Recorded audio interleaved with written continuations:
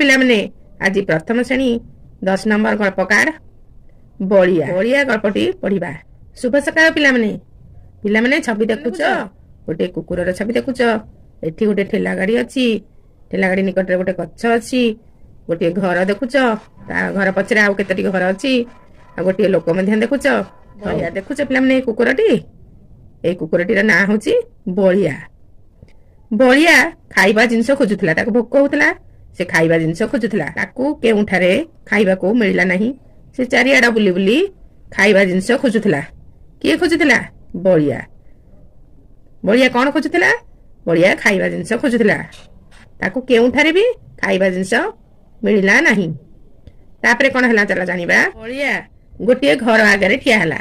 ବଳିଆ ଯାଇକି ବୁଲି ବୁଲି ଗୋଟେ ଘର ଆଗରେ ଠିଆ ହେଲା। ସୁଯୋଗ ଖୋଜି ଘର ଭିତରକୁ ଗଲା। ଯେତେବେଳେ ବଳିଆ ଦେଖିଲା କେହି ନାହାନ୍ତି ଘର ପାଖରେ, ସେ ସୁଯୋଗ ଖୋଜି ଘର ଭିତରକୁ ଗଲା। ତାପରେ କଣ ହେଲା ଚାଲ ଜାଣିବା। ସେଇ ଘର ଭିତରେ ଗୀତ ବାଜୁଥିଲା। ଲୋକମାନେ ଘର ସଜେଇବା କାମରେ ଲାଗିଥିଲେ। ବୋଧହୁଏ କାହାର ଜନ୍ମଦିନ ଥିଲା। ଭିତରେ ଗୀତ ବାଜୁଥିଲା, ଲୋକମାନେ ଘର ସଜେଇବା କାମରେ ଲାଗିଥିଲେ। ଟେବୁଲ ଉପରେ ଗୋଟିଏ କେକ୍ ଥୁଆ ହୋଇଥିଲା।